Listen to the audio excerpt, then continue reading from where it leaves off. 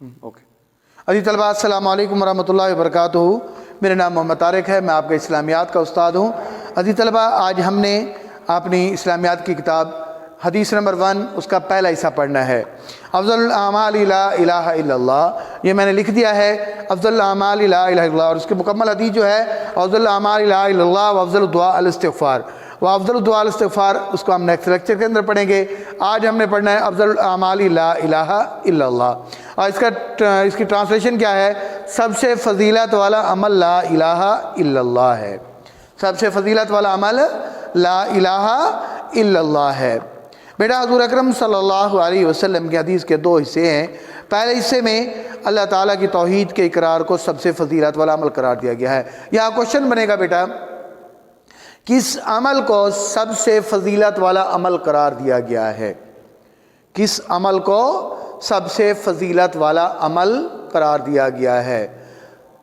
کس عمل کو سب سے فضیلت والا عمل قرار دیا گیا ہے؟ تو یہ اس کا آنسر کیا ہوگا؟ اللہ تعالیٰ کی توحید کے اقرار کو سب سے فضیلت والا عمل قرار دیا گیا ہے۔ اچھا، حدیث کے پہلے سے ارشاد ہے افضل اعمال لا الہ الا اللہ۔ بیٹا، سب سے فضیلت والا، فضیلت سے مراد کیا ہے؟ درجے کے اعتبار سے، ثواب کے اعتبار سے، اور قرب الہی کے اعتبار سے۔ جو اللہ تعالیٰ کی قرب حاصل کرنے کا سب سے بڑا ذریعہ، اور اللہ ثواب کے اعتبار سے سب سے زیادہ ثواب والا، نیکیوں والا عمل وہ کیا ہے؟ لا الہ الا اللہ، یعنی اللہ تعالیٰ کی توحید ہے۔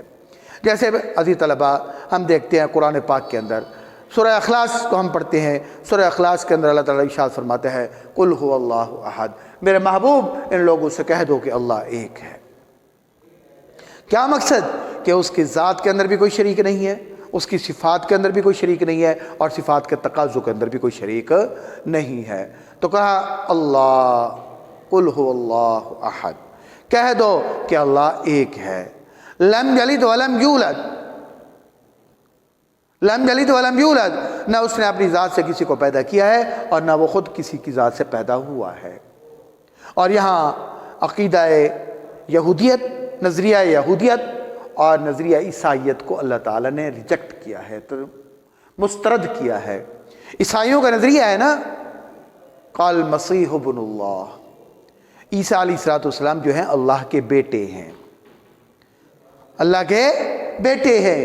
اور ایک جگہ قرآن میں اللہ تعالیٰ نے ان کے جواب فرمایا، وہ کہتے ہیں ان اللہ ثالث ثلاثہ، اللہ 3 ہے۔ وہ عقیدہ تثلیث کے قائل ہیں، عیسائیت کے اندر عقیدہ تثلیث پایا جاتا ہے۔ اللہ نے اس عقیدہ تثلیث اور جو اللہ کی ذات کے اندر عیسیٰ علیہ السلام کو اللہ کا بیٹا قرار دیتے ہیں، اس کی نفی فرمائی۔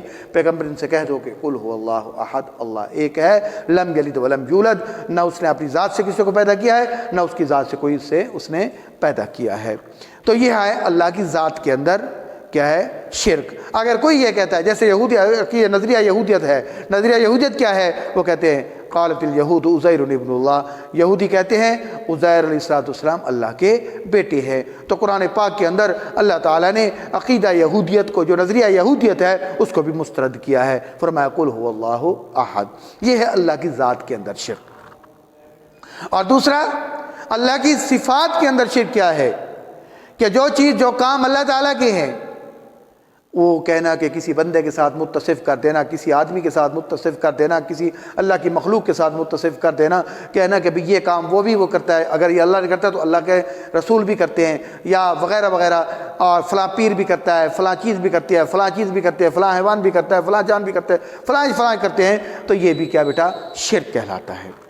تو قرآن نے اس کی بھی نفی کی ہے، فرمایا هو اللہ الذی لا الہ الا هو عالم الغیب والشہادہ هو الرحمن الرحیم، اللہ ظاہر کو بھی جاننے والا ہے، غیب کو بھی جاننے والا ہے۔ واللہ الذی لا الہ الا هو الملک القدوس السلام المؤمن المہیمن العزیز الجبار المتکبر۔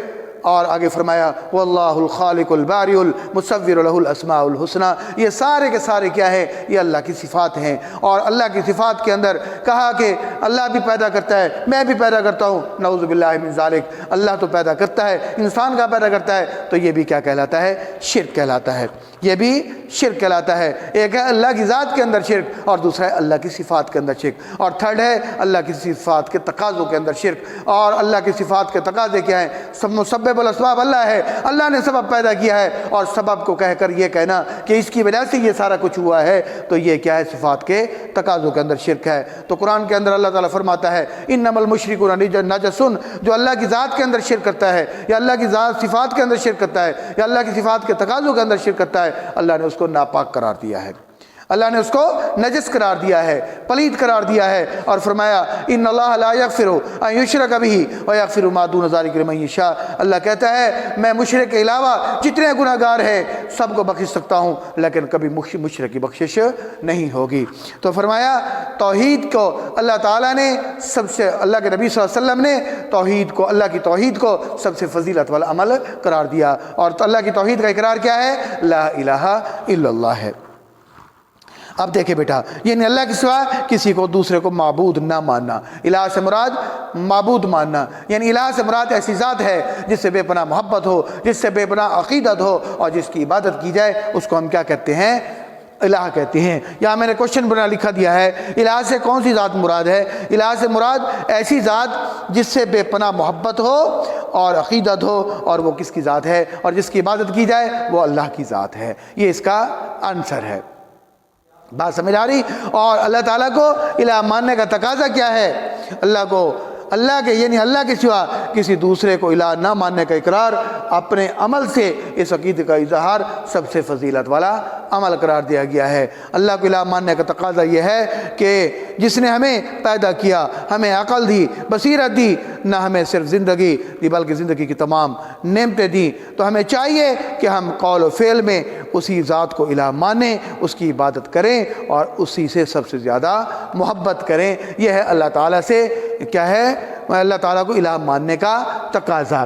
اب دوبارہ دیکھیں اللہ کو الہ ماننے کا تقاضا کیا ہے؟ اللہ تعالیٰ کو الہ ماننے کا تقاضا یہ ہے کہ جس نے ہمیں عقل دی، ہمیں پیدا کیا، واللہ الخالق، اللہ سب چیز کا خالق ہے، اللہ تعالیٰ ہر چیز کا خالق ہے۔ اس نے تمام کائنات کے اندر جتنی بھی چیزیں ہیں، کم و بیش 18,000 مخلوقات پیش سے پیدا کی اللہ نے، سب کا خالق کون ہے؟ اللہ ہے۔ اس زمین اور آسمان کو پیدا کرنے والا کون ہے؟ اللہ ہے۔ ہر چیز کو پیدا کرنے والا کون ہے؟ اللہ کی ذات ہے۔ تو فرمایا کہ جس نے ہمیں پیدا کیا، قرآن کہتا ہے وَلَئِن سَأَلْتَهُمْ مَنْ خَلَقَ السَّمَاوَاتِ وَالْأَرْضِ، اے پیغمبر یہ جو اللہ کے ساتھ لوگ دوسروں کو چیزوں کو شریک، بتوں کو شریک کرتے ہیں، دوسروں کو کہتے ہیں یہ بھی ہمارے معبود ہیں، ہم ان کی عبادت کریں گے، انہوں نے ہمیں رزق دیا، ہمیں سارا کچھ دے رہے ہیں۔ فرمایا ان سے ذرا پوچھو تو صحیح، وَلَئِن سَأَلْتَهُمْ مَنْ خَلَقَ السَّمَاوَاتِ وَالْأَرْضِ، کیا ان سے پوچھو کہ زمین اور آسمان کو کس نے پیدا کیا؟ تو اللہ تعالیٰ خود اس کا جواب دیتا ہے، تو یہ عاجز ہو جائیں گے، یہ جواب نہیں دے سکیں گے۔ فرمائیں گے لا یقولون اللہ، یہ کہیں گے ان کو پیدا کرنے والا کون ہے؟ اللہ تعالیٰ۔ یہ اللہ تعالیٰ نے مختلف آیات قرآن کے مختلف صورتوں کے اندر اس طرح کے کوشچن کیے ہیں، ان سے یہ پوچھو کہ اس کو کس نے پیدا کیا، اس کو کس نے پیدا کیا؟ آخر اللہ خود جواب دے دیتا ہے۔ فرمایا ان کے پاس عاجز آ جائیں گے، ان کے پاس کوئی جواب نہیں ہوگا، یہ خود کہیں گے لا یقولن اللہ، اللہ تعالیٰ ہی اس کو پیدا کرنے والا ہے۔ تو فرمایا کہ جس نے ہمیں پیدا کیا، ہمیں عقل دی، ہمیں سمجھ دی، ہمیں بصیرت دی، اور نہ ہمیں زندگی دی بلکہ زندگی کی تمام نعمتیں عطا کی، اور ہمیں چاہیے تو ہم کیا کریں؟ اللہ کو الہ ماننے کا تقاضا اب کیا ہوگا کہ ہمیں چاہیے کہ ہم اپنی باتوں کے ذریعے، اپنے افعال کے ذریعے، اپنے کاموں کے ذریعے اللہ کو الہ مانیں اور اس کی عبادت کریں، اور اسی سے سب سے زیادہ کیا کریں؟ محبت کریں۔ تو بیٹا یہ تھا آج کا ہمارا لیکچر جو آج ہم نے پڑھا۔ حدیث نمبر 1 کا ہاف ہم نے پڑھا، اور اس کی ٹرانسلیشن اور اس کی تشریح آپ نے کاپی ورک کے اندر کرنی ہے، یہ ٹرانسلیشن بھی لکھنی ہے، تشریح جہاں تک میں نے پڑھائی ہے بیٹا آپ نے کرنی ہے، اور یہ 2 شارٹ کوشچن ہیں، آپ نے اس کا آنسر اسی تشریح کے اندر موجود ہے، میں نے ابھی پڑھا دیا، یہ آپ نے لکھنے ہیں، اور حدیث نمبر 1 کا ترجمہ اور تشریح جو ہے آپ نے یاد کرنا ہے اور یہ لکھنا بھی ہے۔ عزیز طلباء اگر کوئی بات سمجھ نہ آئی ہو تو آپ مجھے کال کر سکتے ہیں، واٹس ایپ کر سکتے ہیں، میسج کر سکتے ہیں، تاکہ میں آپ کی بہتر رہنمائی کر سکوں۔ والسلام۔